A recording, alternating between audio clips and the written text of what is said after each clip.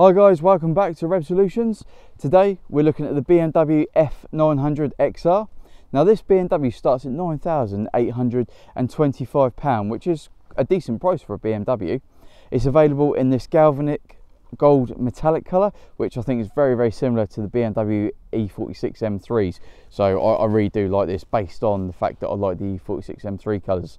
Also comes in a light white and a racing red, and I'll put pictures up now just to show you what the other two colours are like. I've not personally seen them yet, so I'm sure they're going to look really nice. Alright, so this is my first impressions. I've just literally picked the bike up. So how do we get on? Now the first thing I've noticed with this bike is that the seat is very hard. It's probably one of the hardest seats I've ridden with in a long time. It's not a comfortable seat, but it'll do for the time being. You never know, if you go on a long ride you might have to stop frequently, but it's not too bad, but it is hard. The windscreen again is another BMW adjustable windscreen, just on the lever, so you can adjust that whilst you're riding. I've got it in the highest position at the moment, and it's keeping the wind quite comfortably off my head. I can feel it buffering very slightly on top, just very slightly, but it's pretty comfortable. However, if I put it down, I can feel it straight in my chest, up my helmet. I can really feel it, so we'll keep it in the up position. Now on the left hand side, as we look at it, we've got the BMW wheel, which will adjust and go through all the settings on the Tft Display. This is a really clear, bright TFT on this bike. Got no problem at all looking at this screen display. It's crystal clear. Next to the wheel, you've got your menu button to cycle through your display settings, get your vehicle information up, your sport modes up. Let's go into that. Well, that's quite nice. You've got a good rev counter on that. You see rev counter. I don't know if that's a G-force meter. Yeah, you got a lean angle. That's pretty cool. I've not seen that on the bike before.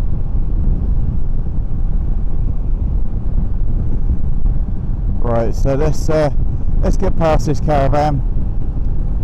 Cruise control, nice and easy. No problem at all there. I'm actually going to leave that display on, I like that. Next to it, you've got your headlight flasher, your horn, your suspension settings, your traction control. You've also got your hazard lights, your indicators, and of course that most important one on an adventure style bike, your cruise control. I love riding with cruise control when taking these bikes out for test rides. It's fantastic. Makes the riding so effortless. You've got your handguard grips, which gives a nice bit of wind protection. I lift my hand up over the wind guards, and yep, I can feel that wind. Pop it down behind, cuts all that wind out. Nice little feature. And obviously you've got your clutch. Coming into the middle of the bike, you've got your BMW satellite navigation lock mount. I've not actually ridden one yet with the locking mount. I might have to try and do that at some point, see if there's one that I can take out. Moving on to the right hand side, right handlebar, you've got your SOS button, little flick catch. Press that and all the people at BMW know you've come off, which is quite a nice feature, especially if you go for long rides in the countryside and no one really knows where you go. What I personally do is when I go on these rides and just go off on my own, I send my location to my partner, and then if she knows she hasn't heard from me for a few hours and she knows I'm on a bike, she can check in, see where I am, make sure I'm still moving and I'm still okay. I think my biggest fear is coming off with a deer jumping off in front of me in a back road somewhere, throws me into a field, and that's the end of it. No one's going to find you for a while. Moving over to the further onto the right hand stalk, you got your engine start, your engine stop, you got your mode settings. Now the standard equipment that comes with this BMW motorcycle, you've got your BMW Motorrad ABS system. It comes with automatic stability control, a TFT connectivity display. That TFT display screen is absolutely fantastic. It's so crisp in your face. You can see everything you need to know about this bike. It's also got that satellite navigation with the lock key on there. So if I was to buy this, I'd be getting both those linked up together. Why not? Also comes with LED headlights, LED indicators, and LED dynamic brake light as well. It's got a 12-volt socket and also a 2-stage adjustable windscreen. As you can see at the moment, this windscreen is on its high setting. Just pull this lever, drops down to its nice low one, and then you've got a bit more of a sportier front end. However, when you have it up high, the wind goes straight over your head and you've got no problems whatsoever. Now the engine on this bike is an 895cc engine. It's water-cooled, inline 2-cylinder. It's got 4 valves per cylinder head. It comes with 2 overhead cam shafts and also a dry sump for its lubrication. Now the power output on this bike, you've got 105 brake horsepower at 8,500 RPM. Coupled with that, you've got 88 Newton meters of torque at 6,750 RPM. Both those put together, when you open that throttle in road mode at the moment, which I've only ridden it in, it really does pull nicely, and you've got a good sense that you've got a nice bit of power underneath you. I don't think this bike is underpowered or overpowered. It's just perfect for me on the road, comfortable amount of power to get past anyone that I need to without setting the world on fire. Now the maximum speed, BMW say it comes in at over 125 miles an hour. Again, for majority of countries out there, that is absolutely ample amount of speed. If you're on the German autobahns, you've got your 125 miles an hour just to get past most people. But again, you come off at that speed, it's going to ruin your day. Right, so with the BMW Tft Display, we're going to go through this.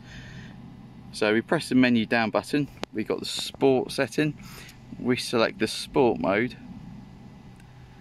You've got your rev counter in the middle, your braking ability on your right hand side, tells you how much power in the brakes you've put in. I guess that's on the traction control on the left hand side, how much the traction control's kicked in. And right in the middle, you've also got your lean angle sensor, and that is a really nice feature for this bike. It just shows you how much you're leaning into the corners. Now I think that is the only setting we've got on this sport part, so we'll come out of that. So we've now got the vehicle settings. We go into this one, you can see your ergonomics of the vehicle. We'll just scroll through.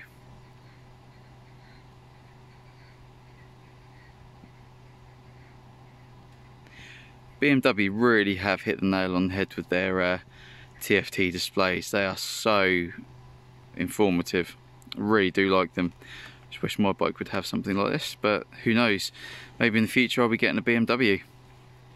So this one will obviously be for your navigation, which goes here. Obviously this BMW doesn't have it at the moment.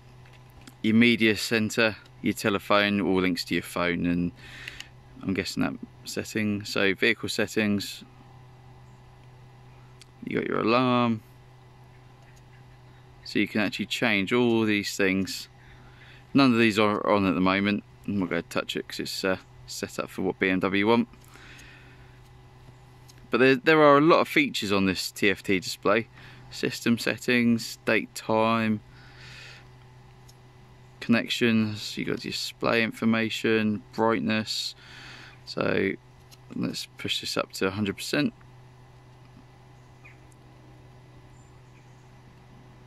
Got speed limiter information. So yeah, the BMW TFT display is a really nice, informative bit of kit.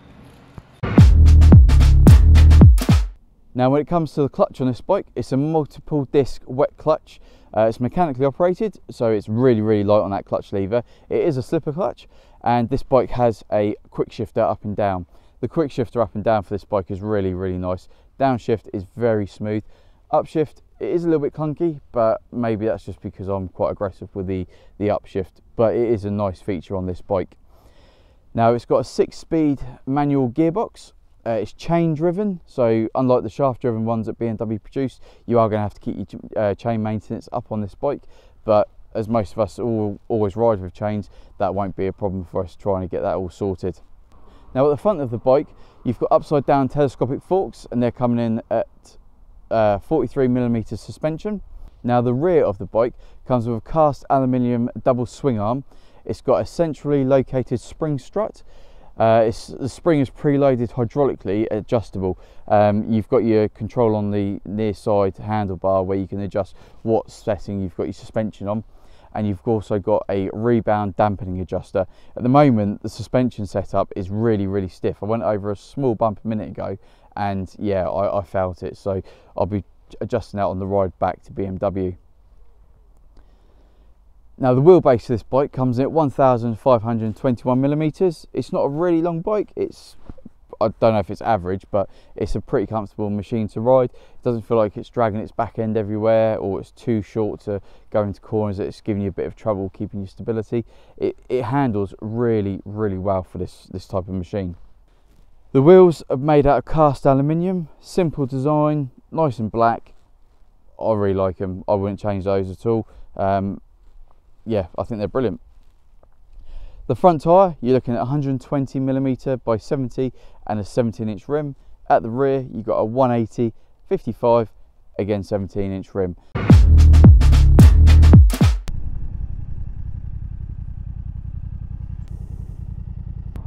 Right, so one thing you need to do when you take a bike out for a test ride is make sure all your memory cards are formatted.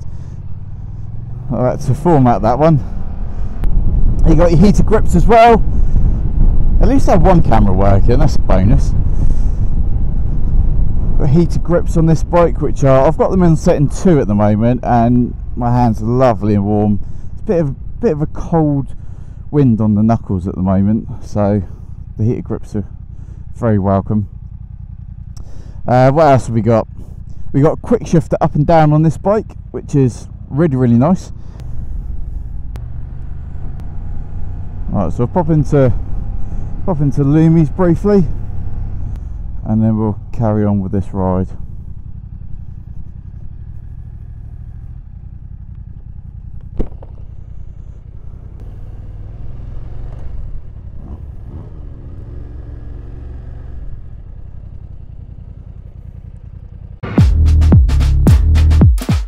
Right, now with the front brake, you've got a dual disc brake. It's a floating brake discs. They're 320mm with a 4-piston radial caliper. And at the rear of the bike, you've got a single disc 265mm single piston floating caliper. Now, when I've been using both these brakes to try them out and see how they get on, they're really sharp. And you've got a sport display on the Tft Display, which actually shows you how much braking power you're putting in, which again is a really nice feature. Mentioning that Tft display, it's also got a lean angle sensor, so as you're just tilting into the corners, you can actually see how much of a lean percentage you're putting into the bike, which is quite a nice little feature. Now the height of this bike, you're looking at 825mm. It also comes with a lower suspension setting of 775mm with a seat height of 795mm. I don't find this bike too difficult to sit on. I am slightly tiptoed. Moving it about, it does feel relatively light to move. However, if it was to go down on the side, you are, I think, going to struggle to pick this one up. That said, fully fueled, this bike comes in at 219 kilograms. So it's not the heaviest bike I've ridden, but I do find that over 200 kilograms, the bikes do get a little bit difficult to maneuver as they get heavier, obviously. Now the payload, with standard equipment, this bike can take up to 438 kilograms. It's got a 15.5 litre fuel tank with a reserve of about 3.5 litres. So you're going to get a fair amount of distance before you need to fuel up again. So for a distance bike, yeah, it's pretty good. Okay, so the manoeuvrability of this bike is really good. It's very light to manoeuvre.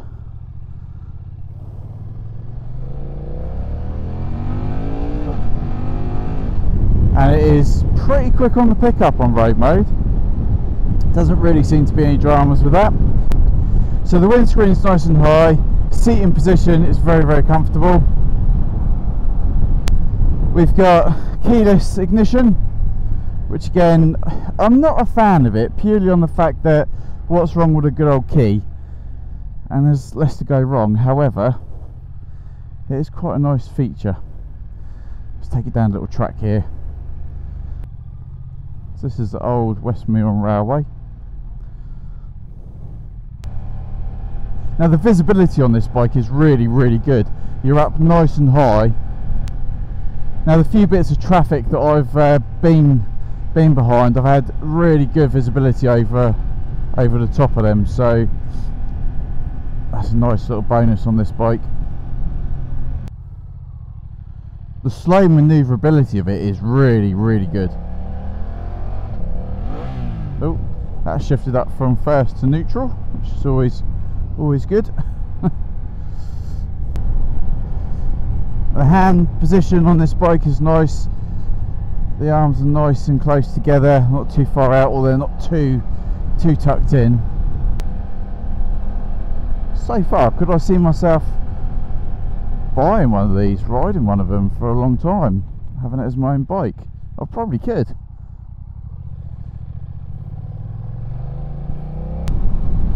And for the weight of this bike, it is really, really agile. When you've got it moving, it doesn't feel like it weighs anything. It's a brilliant machine. Ooh. Okay, so that's the suspension test. That's hard. That is a really hard suspension.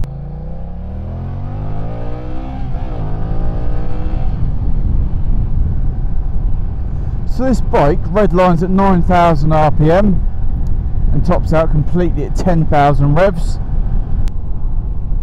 Now so far in road mode, this bike seems like it's got plenty of power. I don't feel like I'm lacking anything, like I need that extra like push to keep it going. Second gear coming up a bit of a steep incline, no problem. Right, now when it comes to the actual sitting on the bike,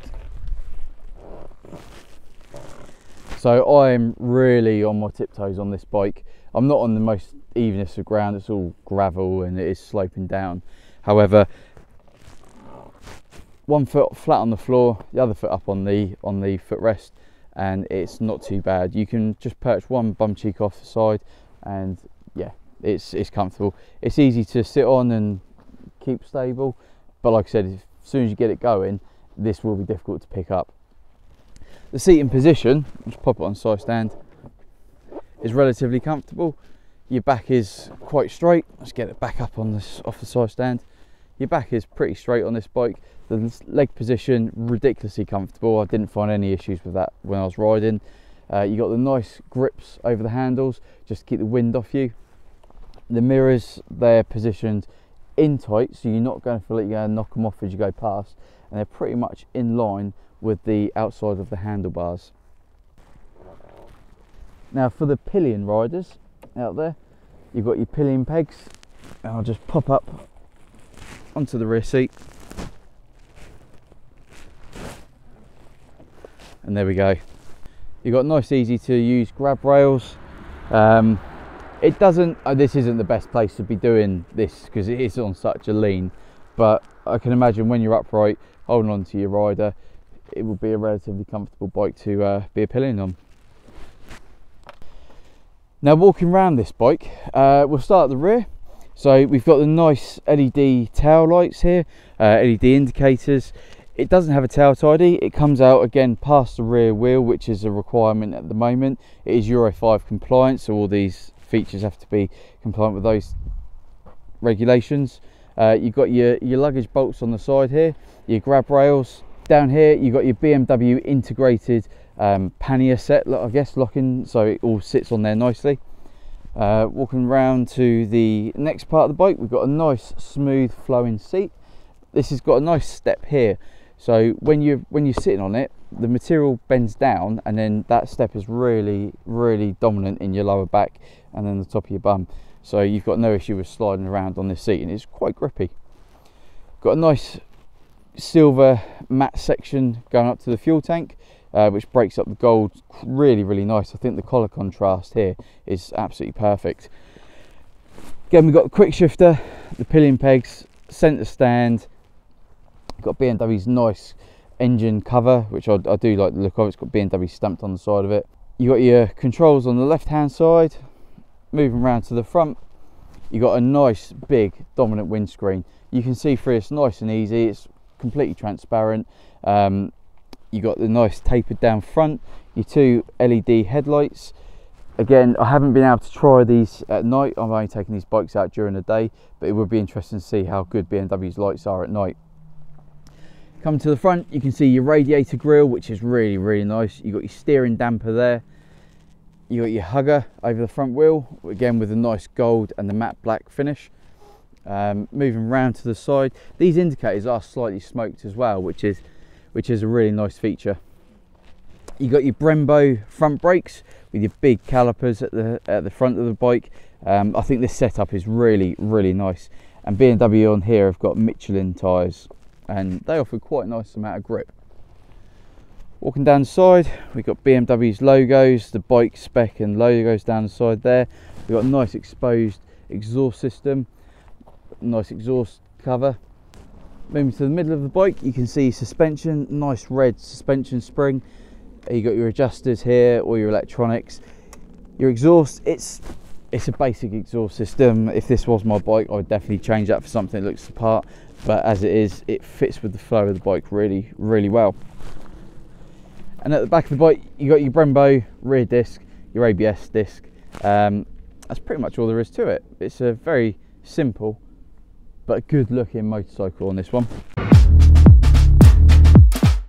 Right, so I'm coming to the end of this test ride. It's been really good fun. I've really enjoyed riding this bike.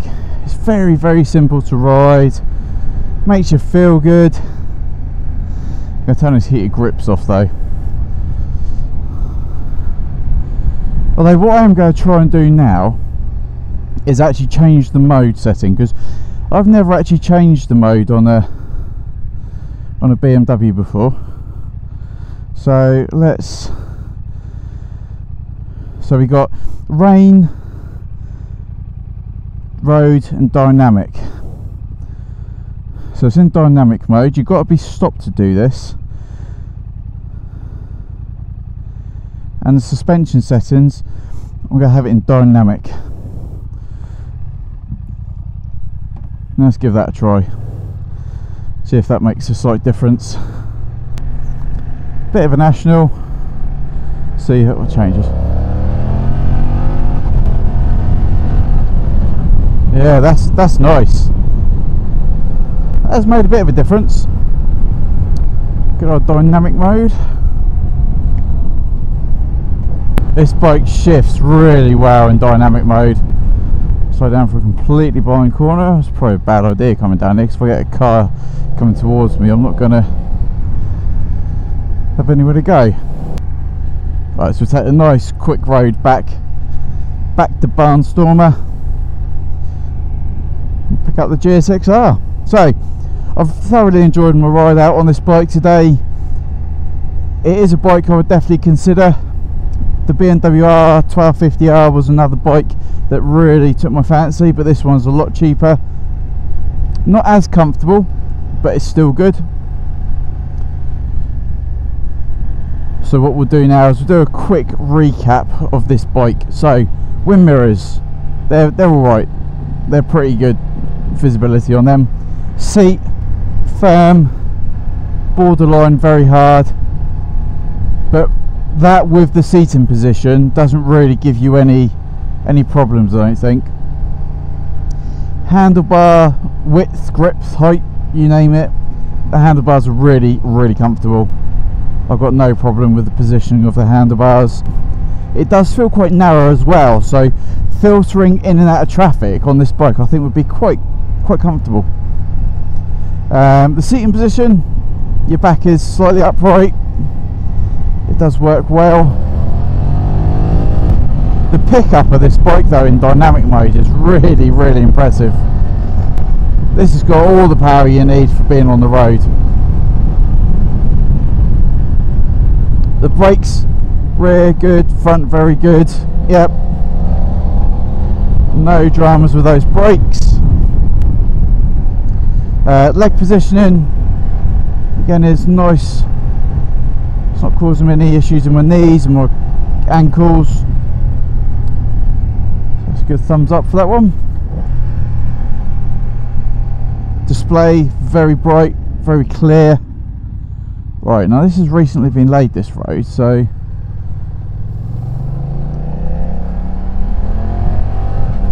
feels nice. Hopefully we don't get a stone flick up and smash the 360 camera. That would be unfortunate. That's a good camera, and it ain't cheap. I do feel like I'm sitting in this bike, not on top of the bike, which is again a thing I really do prefer. I don't like the feeling of sitting perched up on top of a bike. Is that car there going to pull out? No, they're all parked.